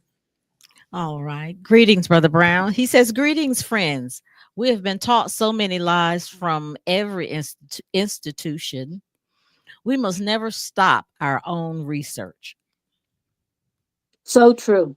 Hmm. That is very valuable, and I like what my brother said. You know, when I was joined the army, one of my awakening moments, Hmm. I went and actually, to be honest with you, I had never even really heard enough about Dr. King to have an opinion one way or another. But when I started reading about him and Malcolm, and I started developing a hunger for Black history, it changed my whole mindset. It was something that in coming up, I didn't see anyone around me like that. I remember in elementary school, Mr. Hicks. Mr. Hicks, I will always remember this man. And I didn't understand his joke. He told me a joke. He said, if ever somebody asks you how many niggas in a dollar, you tell them the same number of how many niggas in a dollar. You tell them the same number of crackers in a box. I didn't get that to years later what he was talking about. But the fact that I can remember that he had that type wit about him lets me know that I was in the presence of a man who influenced my life. So I thank God for having met him, and that statement for resonating even today in my spirit, not as a prejudice thing, but as a form of motivation. When we become dissatisfied with some things, we'll start to aspire to be greater, to rise higher. And until we do that, we're going to be relegated to a place where we're having a conversation right now that for those who are overly religious, Welcome one to the second, Rise to. they they don't realize it, but this is biblical when it says about how our children will be, how mothers and daughters, the sons and the fathers, the two women and the men. There's a This was a thought I had today, Apostle, and you touched on a part of it when you were sharing earlier. The Bible speaks of the day when there's supposed to be the possibility of deceiving even the elect. And what occurred to me is we got people today will tell you these are the last days. Now, if these are the last days, and Christianity is supposed to be so significant, and half the world is Christianity, then if the Bible says that if it were possible, even the elect would be deceived, that lets you know there's Hmm. going to be an awful large amount of deception going on. Hmm. So when people want to hold on to religion and forget about the text that's in the Bible, it makes you wonder, could it be that the same battle that we have to fight today is to revive, as Ezekiel said, when the bones came to themselves and stood on their feet, there was no life in them? Could it be that we are that people that have been in that position, and now that the noise and everything else is coming, there's a bone coming to his bone, and they all going to come together, but they ain't going to have no life into them till the truth actually comes forth? Because all this wind and all this noise is serving a purpose. It is bringing some stuff together on one hand, and on the other, it is destroying some stuff. It's destroying what people have known. Either way you live now is you have to liberate from the lie and get to the truth. If you don't get there, then you die in the process. But if you do, then you live. So there's a lot of things that's going on in the natural as well as in the spiritual. And it's an interesting time, I know, for me to be living in. Apostle, you said something earlier reference to the age and not knowing. There was a point in my life when I actually looked at and studied Dr. King so closely to the point I felt like my mission in life was to pick up the baton and continue from where he was. That's how much I had studied him. And actually, and that still spills over into my being, my essence today. But you're right. That's not something you can give your children. That's not something you can give your spouse. That's not something you can give your neighbor. That's why we have to know no man after the flesh. When we encounter those spiritual minded individuals, we'll know each other after the spirit. And until then, we have to go forward, educating, motivating, and inspiring, rising to the occasion and trying to help others to do the same, because there's a lot of work to be done. That's why that question was asked: when he returned, would he find any faith Mm. or any faithful? Yeah. The, the, Go ahead, the, Apostle. the noise is just a distraction. There is so much going on, Mm-hmm. and it is to deceive us. Mhm. It's put out there, meant to deceive most people. Most people are not paying attention to anything that's really going on. They're not paying attention to the fact that we're nearing the end. They can't see that we're in the last days. They are going forth just like in the time of Noah, just Mhm. like in this Sodom and Gomorrah. All of that is still just noise. It's just going on, and nobody is coming to. I'm not saying nobody as in nobody. Talking about the masses are not coming to the truth, are not coming to Christ, and not realizing what's really going on. And you can Right. teach it, you can preach it, you can stand on the rooftops, and they're still going to live their own life and keep on living and going on with whatever the noise is. The same thing with Thanksgiving, Christmas. Would you please look up this stuff? It is not of God. It's idolatry. Not only is it idolatry, these celebrations that we are celebrating are demonic celebrations. They celebrate demons on these certain days, and we get in line right along with them and celebrate that same old demon. I mean, there are 3 or 4 demons that and deities that are celebrated on these days. Christ was not born in December. What is wrong with you? Come to your senses and stop going along spending your money, even with Thanksgiving. What are you giving? Give thanks every day. You don't have to give no thanks and you don't have to have a turkey. You don't have to have this, that, and the other. I'm not doing absolutely nothing tomorrow. And Christmas is canceled. Right. So Oh, Apostle, it has been so long since I had Christmas. Oh, Lord. It has been so long since I celebrated a birthday. Oh, I, my I goodness. don't do any of that. But and most people say, "Oh, that you must be this or you must be that." Yeah, I am.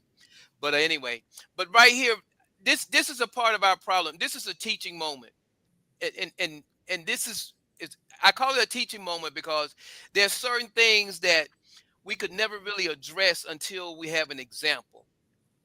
Now, before I ask you to read Brother Brown's words, I want to point something out here. If we are going to be at the forefront, if we are going to lead people someplace, if you are leading a person someplace and they are with you, when during the civil rights movement, when they were on that bridge, there are stories about how they looked over and there was too much water and they couldn't swim. Forget that.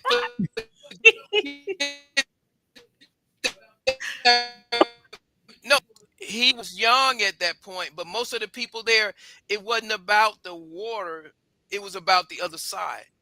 So when it comes down to being and doing, we have to come there with the mindset and ignore the cost. It may cost us, but what we may gain far outweighs what it might cost us. Now, when we get in a position where we are going forward, we have to realize there are some people in our ranks that may break rank, because when the dogs came, I'm sure there was a lot of scattering and the smoke came and there were some people that may have gotten trampled and it wasn't by the guards or whatever. But my point is, when it comes down to doing something, we have to be one in our actions and one in our effort. If it costs us, I'd rather be deprived for making my desire known. I'd rather be unpopular for standing for the right thing than to somehow feel that I can be deceitful and get in a place where I can get what I want without somebody knowing it. It doesn't work like that. We ain't here to beg. We ain't here to steal. And we ain't even here to borrow. But we are here. So as we read Brother Brown's comment, because it's relevant, because I just touched on reparation. But listen to these words, and I want you all to really see this and think about it for a moment. Lady Antoinette, if you read that. Yes, Brother Brown writes, had Kamala Harris signaled support for reparations ahead of the elections, with racism in America would have been political suicide. What did Dr. King say? Our problem is we want to know, is it popular? Is it political? Or is it financially feasible? That's what Brother Brown just said. Mm-hmm. She asked the question, is it political? So because it wasn't political, she didn't. And think about this for a moment. The whole conversation concerning the black vote, the black man, the black vote, and you're going to avoid reparation? If she had at least mentioned that, then it would have been, at least she would have had the black vote. It's one thing to be a black woman and lose because you couldn't get the black man vote. But then to realize there was a topic as important as restoration and you backed away from it. I mean, think about it, Brother Brown. Think about it. Go ahead, Apostle. She just decided she was black. We ain't even gonna go there. She every time she was elected in every other office, she was not black. Well, I heard the commentaries. Hey, I heard the narratives. Lady Antoinette, if you read this is Brother Edgar. Brother Edgar writes, people get mad and hate you for lying to them, but at the same time, those same people don't want to hear the truth. The term black people means can't see the light people, nor are willing to even look objectively at truth. Can't see the light people. Yeah, I read that. Yeah. Can't see the light people. Brother Edgar, now you know you had to do something with that one, Brother Edgar. Come on, bring that out for me, because I get what you're saying, but I don't want to misinterpret it, because is that saying black as in dark versus the light, or is that saying people in the dark versus people that are knowledgeable and in the light? I don't even want to touch that till you give me a little bit more with it. But he goes on. This is what he says. He says, Thanksgiving is a celebration of the mass slaughter of indigenous people to take over our land, and we celebrate with them. My people perish for lack of knowing. That is true, Brother Edgar. But how long have we been celebrating the 4th of July, which is whose Independence Day? Mm-hmm. So when we get knowledgeable on one thing, we need to make sure we start pressing that knowledge so we can apply it to every aspect of our lives. Yep. Because when we celebrate it, and then how many of us are actually celebrating both Juneteenth and the 4th of July? They do. Now that's totally ignorant. I'm going to use that word too. That's totally ignorant there, because if you're going to be enlightened enough that you're going to go for Juneteenth now and accept that, then you need to be abandoning something.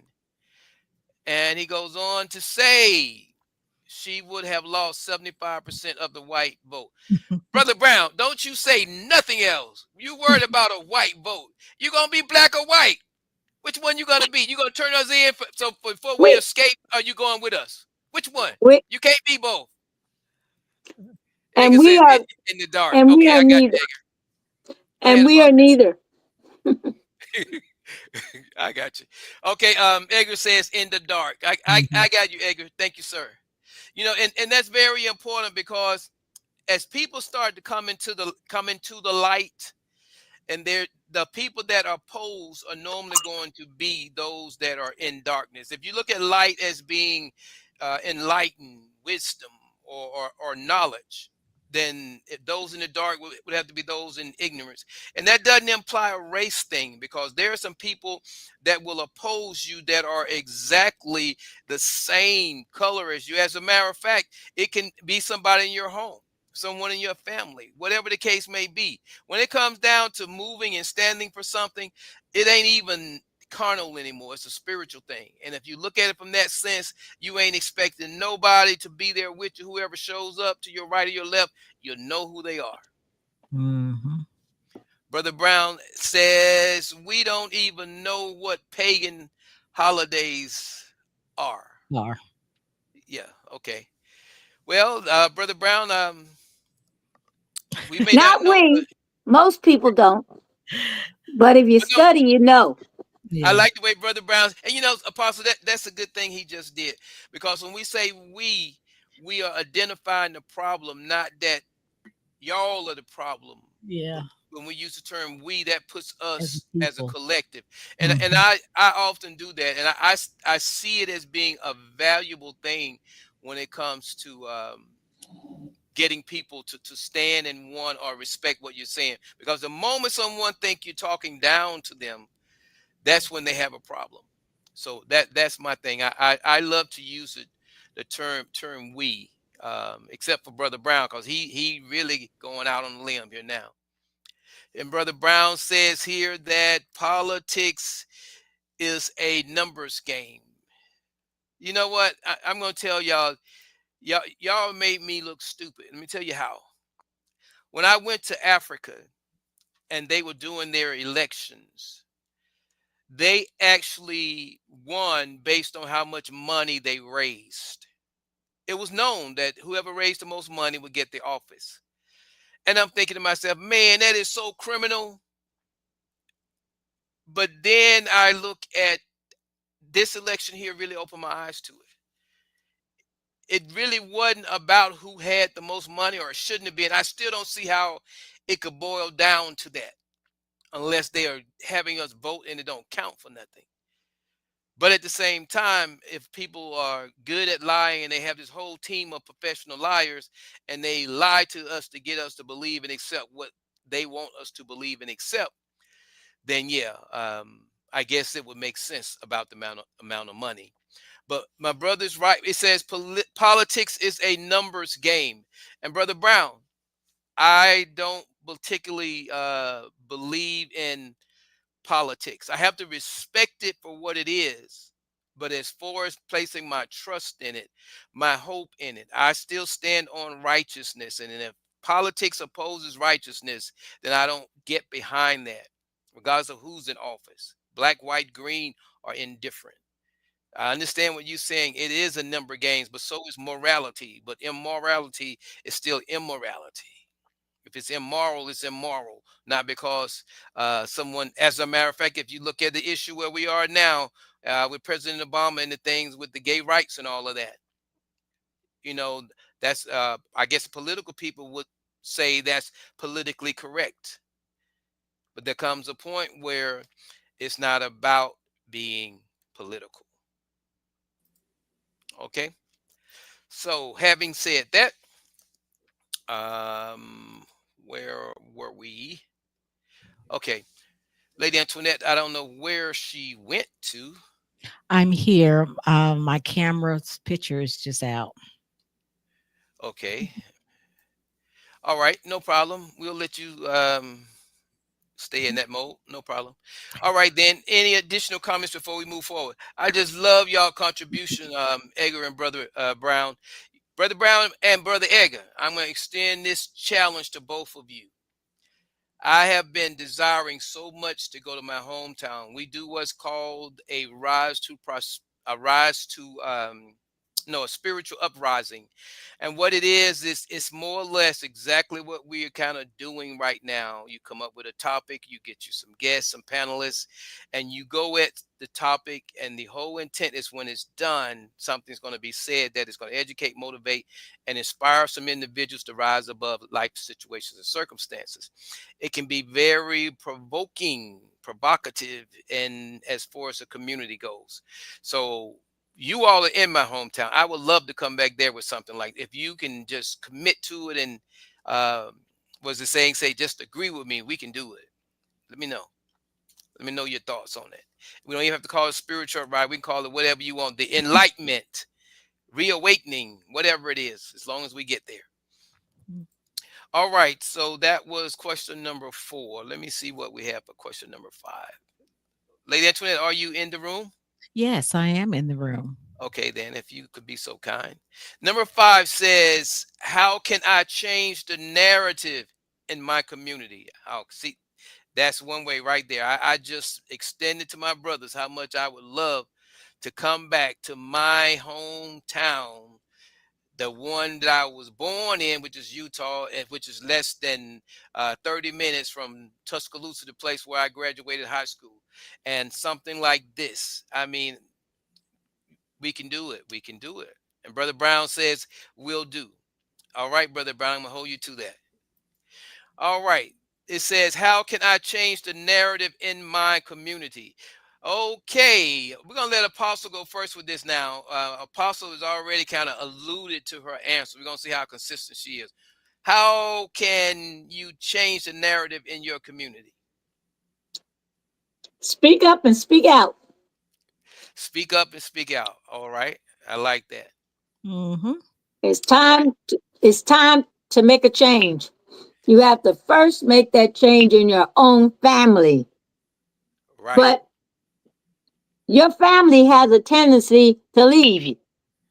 Mm-hmm. So my children are all gone.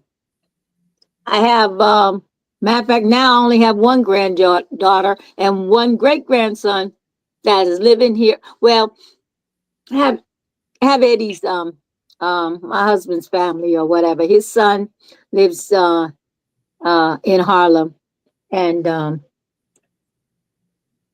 he's he's saved and going to a church in Grovetown. So he strives to change himself first. He's saved, so I mean he's changed himself first, and he's from Alabama. So, um, but you can't change. It's hard to change your family when you from a distance, and then they change other communities, not yours or not the one that you're living in. But that's why I said speak up and speak out. Get up. Just like this is a platform, there's always a platform and there's always a place to change people's minds and ideas about what's really going on. And even Facebook itself, send these messages out, get all you can get, and glean all you can glean. And not only glean it for yourself, but glean it for others.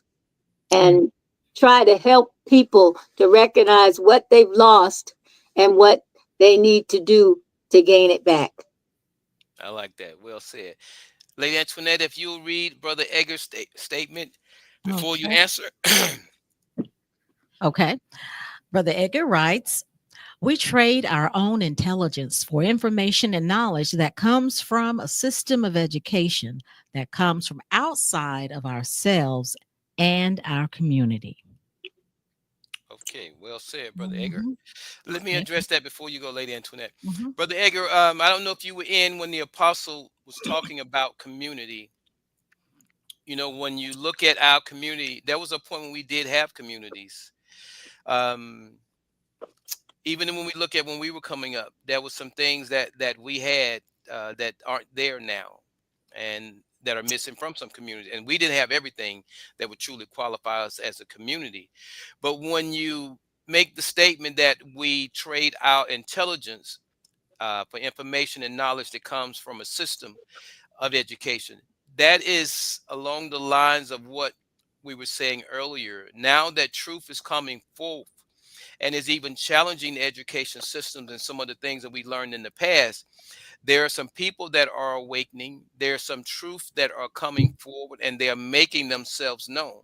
There are some people that are conscious enough that they aren't ignorant by choice. They're ignorant, as you're pointing out, because that's the way the system left them.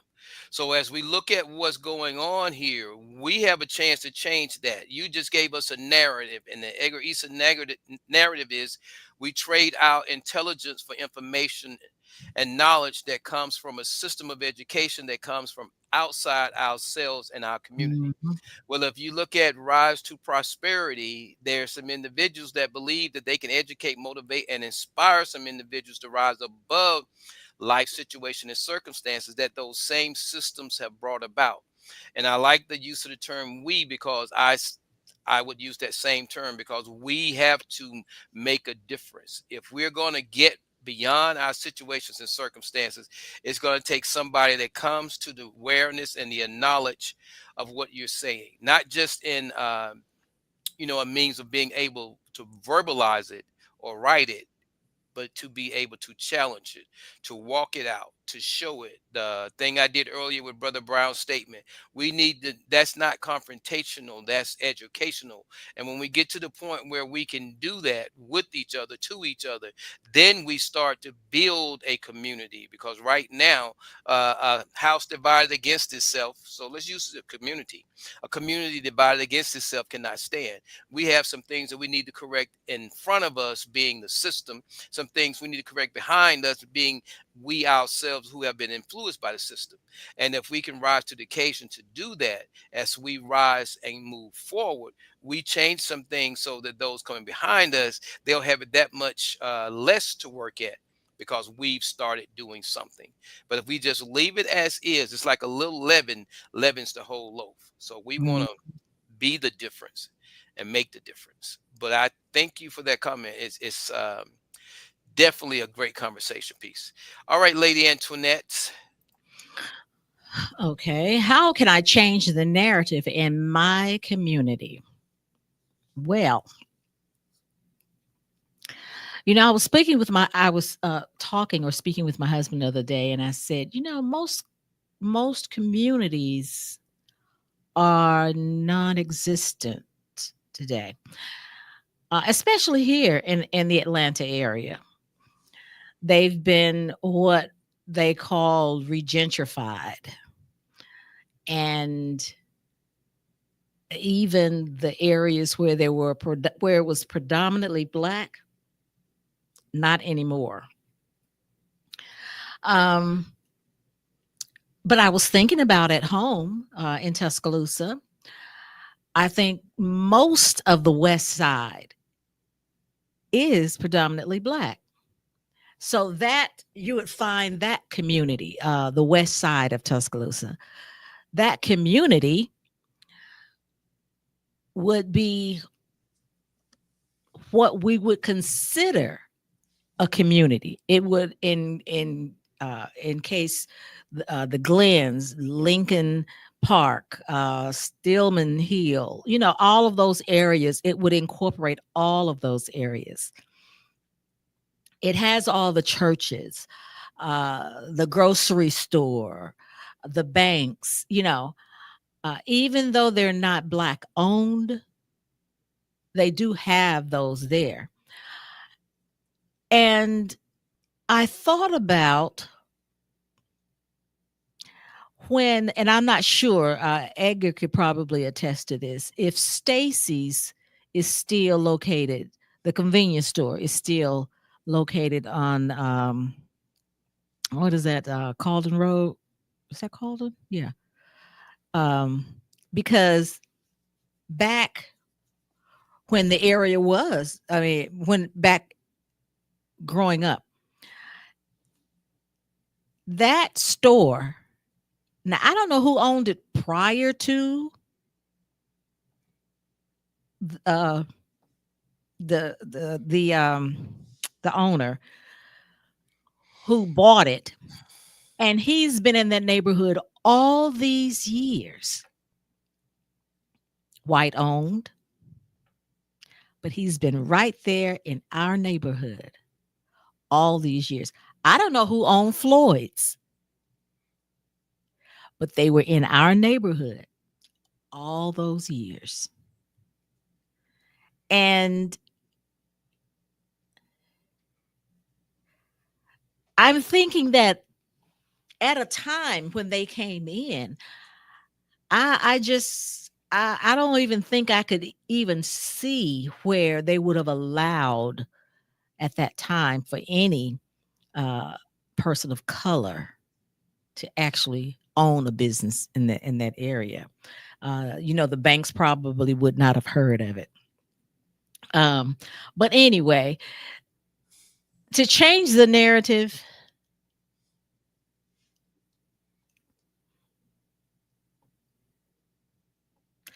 I just have to say, piggyback off of Apostle, you know, speak out. Excuse me, speak out, and but you would have to actually have a community, which is rare these days. Hmm. So we can change the narrative by speaking out against those things we don't want, and praying that we're able to do for our own, instead of people coming in and making money off that trillion, making money off of us, because we like nice things as well. And a lot of that trillion is going to homes in areas that are protected, homes in areas, in gated areas, where it's just a whole, it's so big, it's really so big that that trillion is just, it's all over the place. It's all over the place. So my answer to that question would be to speak out, stand up against it and speak out.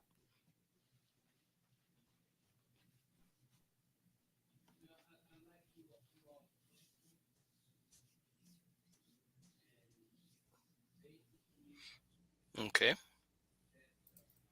I like that's a good answer. All of them are good answers. There's no one answer.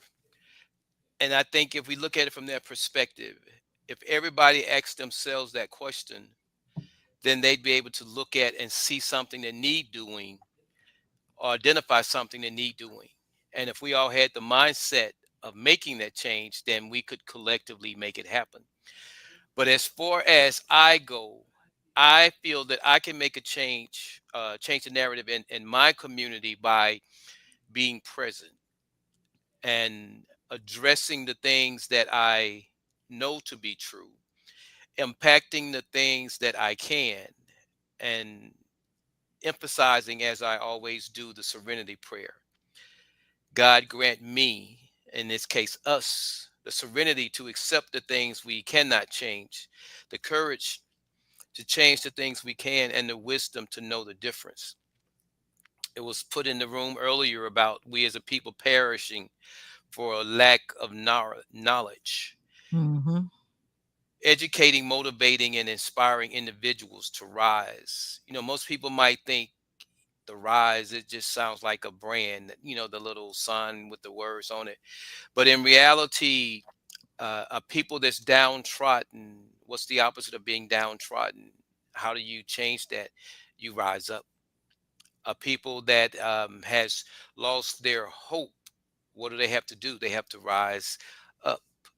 And if we can convince, move people to be in a state of perpetual moving, and I'm hoping I used that word correctly, they will be moving toward higher ground.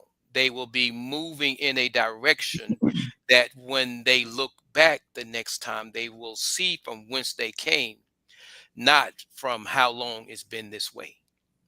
The biggest thing I would say is something that one of my heroes have said. He was asked, "What could I do to make a difference?" And his response was, "Agitate, agitate, and agitate." And as long as we're agitating, stirring the water, stirring the mix. We're mixing it up to the point where it ain't clear. Nobody gets to see this as being clear because it's not.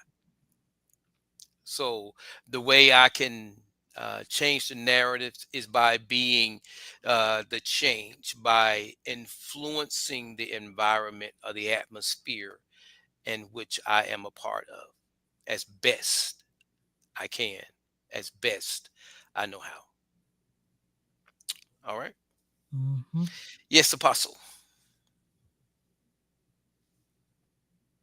Yes. If we go back to the Bible, go back to the word, it told the old women to teach the young women. It also told the older men to teach the younger men. We're not doing that anymore per se. That's why I'm saying we as a people are not um, are not training up or imparting things from the past into the younger generation. Even as far as cooking, there was a time when everybody came together and cooked. So the recipes went down from generation to generation. The young people would rather go to fast food and rather eat mess and junk than to sit down at a table and eat a meal. And my husband says, we got 2 tables in here and nobody sits at the table. So, occasionally we'll sit there and you sit there, they sit there with the phones or they sit there with the TV or, what I'm saying? It's not sitting at the table. It's not conversation. It's not um, the way we grew up. Everybody had to be at the table when they called, dinner time is 6 o'clock. Everybody got to be at the table. We got to say prayers. They don't even know any prayers. They can't even say. I know my brother, God bless his soul, he passed away. One Thanksgiving, he said, God bless this. God bless this food. God bless this mess. God bless something. And whatever he said, Mama, my brother was grown. Mama went off and gave him one of them knocks across the room and said, if you can't say grace the right way, Mm. and he was just, he just saying something that he got off the street or something. But we were grown at that time, and Mama still didn't take no mess. So, but everybody's not at the table. I mean, I understand it. I'm at the place where I don't want to be at the table. I don't want to fix the food. I don't want to do anything. So, but I will. But, I stopped cooking when the dog got more than we got. There was more leftovers and more food that went that went to the dog than. So what are you cooking for? I'm cooking for him and me, and half the time he don't want it, so you cook for yourself, and it still doesn't make much sense. Nobody Well, sits at the table. well, I like the way you started off, Apostle. It was the absence of the people at the table being emphasized versus the meal. And when you Mhm. get to that point, because just like it was allowed to get to the point where they weren't at the table, it's going to take something like that to bring them back. And what you said ties into this statement here that my brother just shared. He says, right now in Tuscaloosa, one brother is alone protesting gun violence and is effectively opening eyes. Okay, I like that. Now, there's two things I see first with that he's alone, which is odd, and that he's opening eyes, because if he was opening eyes, then that number should be increasing. That says that maybe there's some people that are looking on that are not willing to get behind, though they might in their mind agree. If we don't stand for something, we'll fall for Mm. anything. And that kind of Amen. goes back to the issue my brother was saying about Kamala Harris.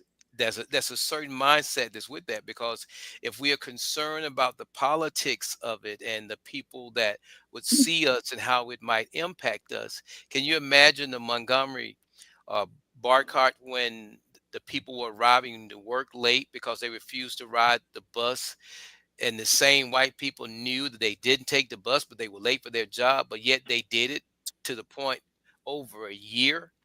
They Mm. put themselves in a position of how much it could have cost them. Until we get to the point when we're willing to sacrifice for something, do we really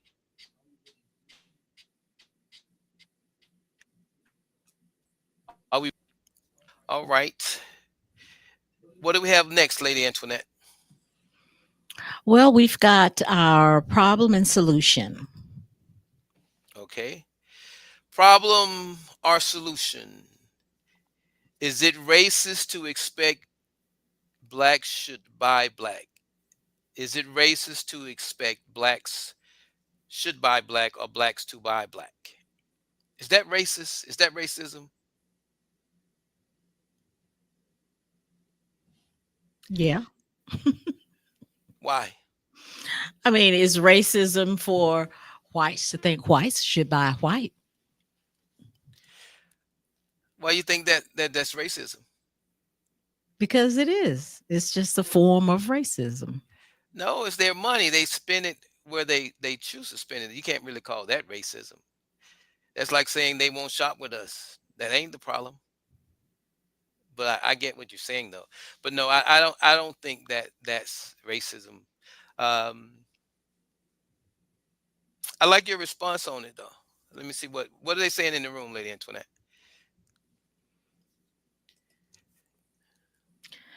Well, okay, Brother Eason writes MLK formerly 32nd Avenue.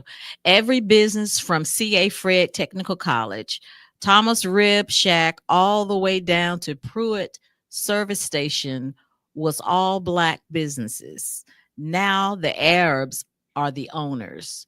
There's a deliberate attempt to stagnate the prosperity of our people. Wow. Brother Edgar, you need to be on this program, bro. You can't Yeah. defend that because you don't have a chance to type. But I would say to that that's not a threat to our prosperity. That is an confirmation of our stagnation, as you said. When we get to the point where we choose to have something different, we will do something different. Mhm. And the only way we bring about a change is we go about doing that. The same way those stores are there, it ain't like they're just there and they bought them and boarded them up. Who's frequenting them? And if we're the ones that frequenting them, that's where the problem comes in at. If we want some of those stores back or whatever the case may be, somebody may have a little property to the point where they open up something and start with maybe a few items. If it was deliberate, there ain't nothing in our communities that we cannot change. There ain't nothing in our community that we can't turn around. And Lady Antoinette, it's okay for those people to be there. Until they are replaced, there's a need that they supply. We have to eat, we have to whatever. So if we look at the fact of how they got there, that was our negligence. So if we look at the fact of wanting to change that, then that's going to have to be something that's going to be something we have to be deliberate about. Mhm. Welcome back, Apostle. Problem or solution?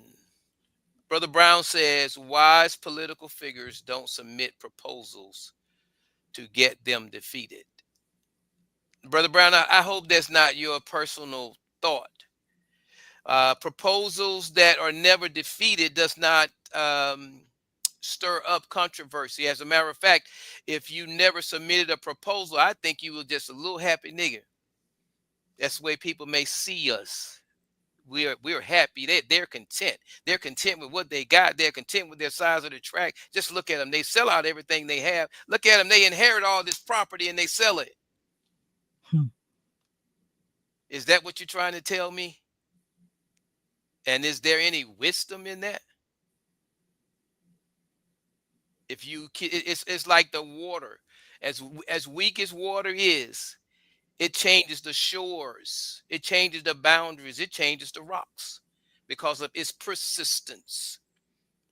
But if we are not persistent, when we have some people who know what persistence is, when that person dies out or that person is gone, who's going to be persistent then?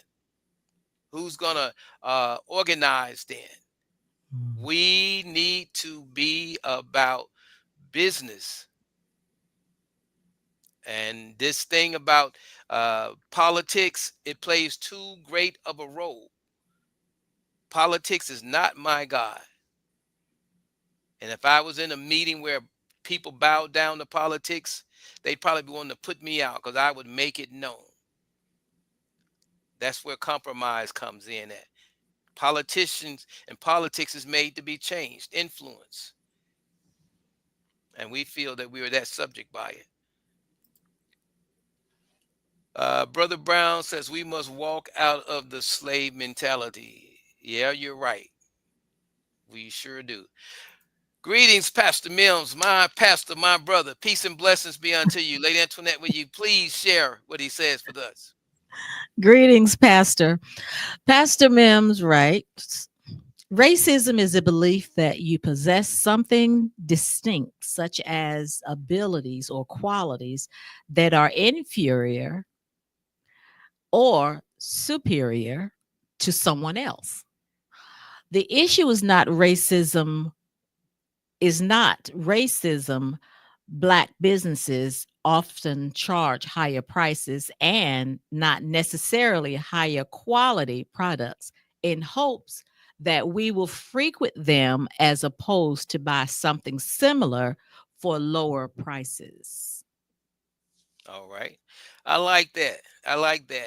Mhm. And he says peace and blessings. And that is the truth. I'm going to share this little infomercial with you all. When I was in Augusta, I used to do a newspaper, The Rise, and people would always tell me that they didn't have any dollars to advertise with me. And I thought through this elaborate plan. It was called the Promotional Incentive Program.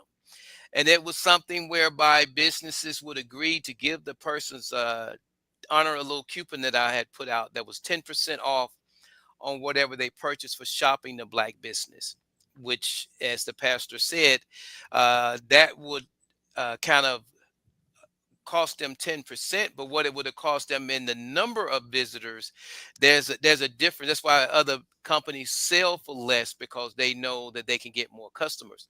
And eventually the thought process of not trying to be competitive pricing wise will become costly, as he's alluding to. But listen to this. Incentive Program, or R2PIP, a transformative initiative by On the Rise Network and Outreach. Together, we're building empowered communities, fostering collaboration, and driving sustainable economic prosperity for all. The heart of this innovative program is the R2PIP token, a versatile digital asset meticulously designed to reward participation, foster collaboration, and celebrate achievement in various fields. Whether you're attending an engaging workshop, striving to meet community goals, or contributing your valuable expertise in a professional setting, the R2PIP token serves as your key to unlocking a myriad of opportunities and pathways to prosperity, empowering you to thrive in a digital world. And here's the exciting part. You can get in early. Imagine being one of the first participants in a groundbreaking project. The R2PIP token presale is now live at just 1 cent per token. This is an unprecedented opportunity to be part of something big from the very beginning. This is your chance to join a movement that combines the power of community with cutting-edge blockchain technology. By participating, you are not just investing in a token, but in a vision for a more connected and innovative future. Don't miss this opportunity to be part of something bigger. Join a movement that is making a real difference in communities around the world. Visit otrcommunity.com today to learn more about the R2PIP program, the token presale, and the various initiatives we are launching. Discover how you can contribute to innovative projects and help create a brighter future for all. Your involvement can spark change and inspire others. Come, let us rise, let us prosper. Scan QR code, register on site, and purchase your R2PIP presale tokens between November 27th and December 31st. Now,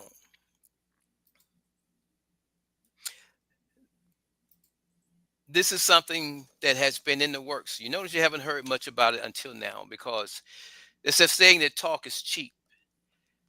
But everything that this represents, we have literally said and we are saying now. In our communities, it's really about dollars and cents. And the world has taught us that with crypto, we are a people that's behind with it. Even Trump, when he ran for office, crypto went up 40 to 50%. I think it was like 40 because he mentioned being behind it. Now, this didn't start when he came into office. It started when I saw that around the world, if you look at the signs, there are some people that's seeking independence.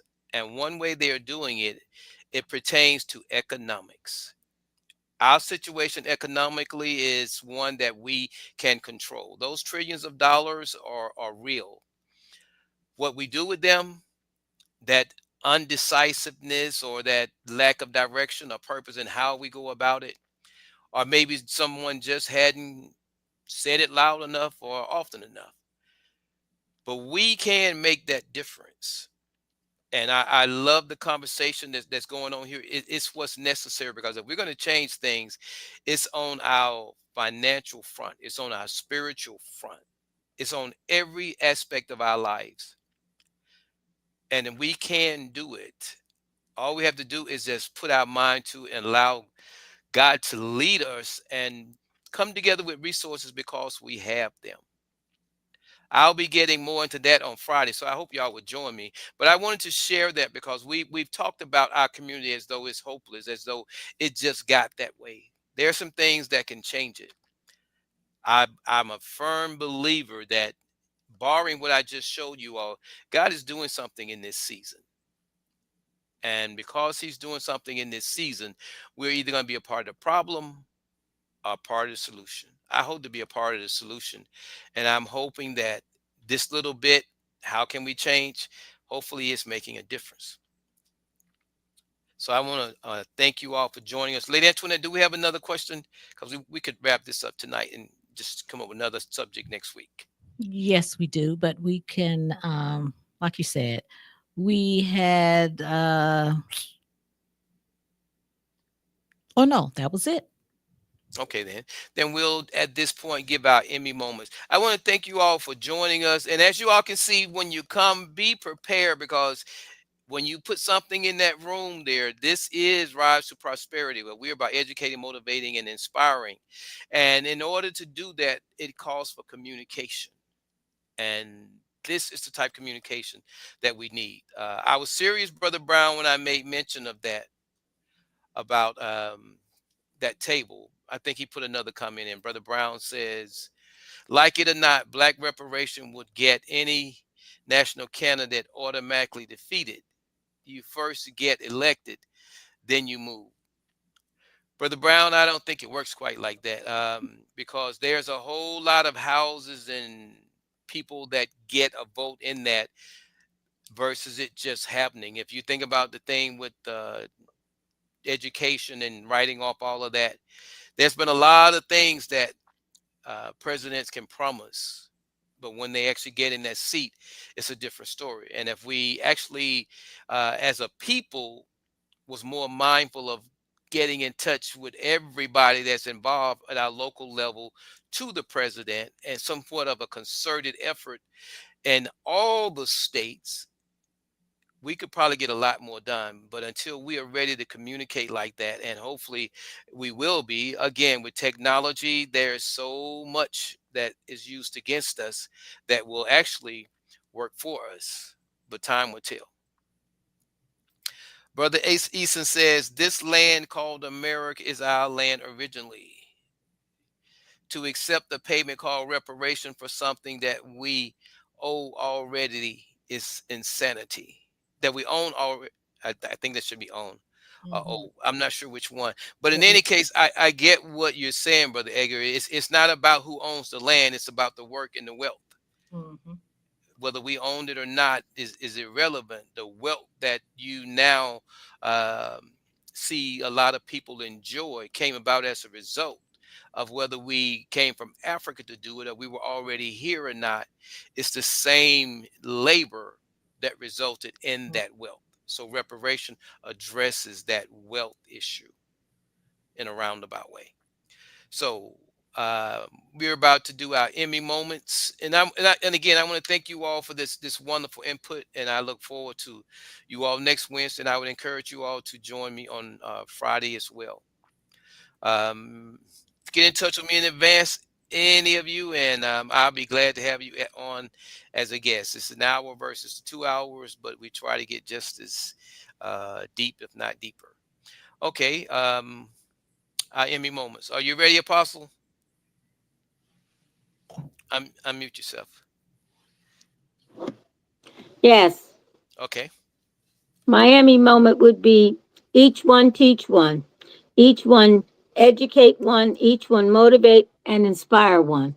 We can do it one at a time, and as we motivate, as we educate, motivate and inspire, let the person, that's like the one they talk about when they pass it on. Hmm. Um and if I've given it to you, then you give it to somebody else. Whatever I'm able to speak into your life and inspire you or motivate you, then you inspire and motivate someone else. Yes, I like that. Okay. Lady Antoinette, when you get ready to close, remember to mention the December 14th event and whatever details you leave out, I'll fill in for you. But my Emmy moment is this. You know, we talk about a topic that's very important, the narrative. And like living your life, you are empowering people to give their words during your obituary, at the reading of it, and in addition to when they speak as it pertains to how you live your life. But more importantly, if we want to live our lives with a sense of contentment, I know for me, I have to be content with those things around me. They may not be right, but if I know that I am standing in the right place to oppose them, or I am doing what I can to change them, it gives me a sense of accomplishment. And in another roundabout way, it gives me peace. So I would encourage you all as you live your life, always look for a cause, a reason, because a person that won't stand for something will fall for anything. And even Marvin Gaye said that, you know, this life, this ain't living. And if we do want to get to the point where we are living, we need to have something to live for. I would encourage you all to remember, have the serenity to accept the things you cannot change, the courage to change the things you can, and that may happen in the form of agitating. Be the agitation for those who are in decision making positions, and give me the wisdom to know the difference. Until next time, peace and blessings. Lady Antoinette, your program. Okay, we would like to thank our panelists this evening, Apostle Crystal Harris and my husband and co host, Minister Jamie Eatman. We thank you for being with us and we thank you for your input. Also, those of you in our conversation room, let me get over here right quick.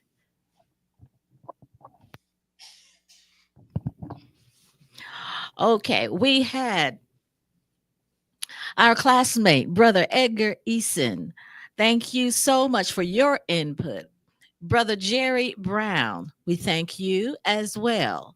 Pastor Wayne Mims, thank you for being in our conversation room. We also had our sister, Tracy Eatman, and okay, I think that was it. Apostle was in the conversation room and then she later joined us. But I would like to thank each of you personally and let you know that it was a blessing that you were with us this evening. And we invite you to come back on next Wednesday for another round of Rise to Prosperity.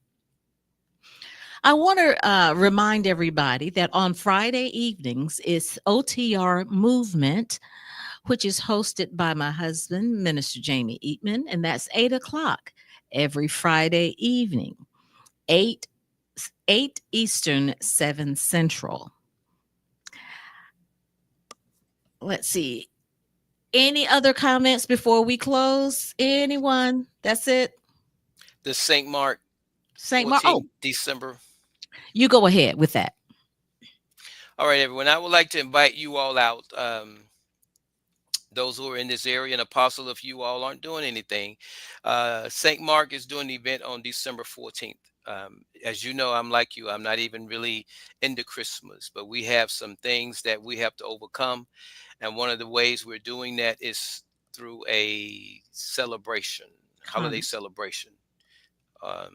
It'll be feature performances by St. Mark. St. Mark really doesn't have a choir, but our sister church does. Performances by Lady Antoinette Eatman. And I saw some beautiful young ladies that danced at our sister church, Shiloh. And if they are up to the task, maybe they might even perform for us. And some bit of a fashion show. We're doing this to bless St. Mark, and we're going to trust that the Lord is going to bless us. So we ask you all to come out and be a blessing. And prior to that, we will also share the Cash App. So if you can't make it, you can still be a blessing to St. Mark. All right. Mm-hmm. All right. With that being said, beloved, it is our hope that you prosper and be in good health as you rise above your situation and circumstance. Peace and blessings be unto everyone. Peace, you all.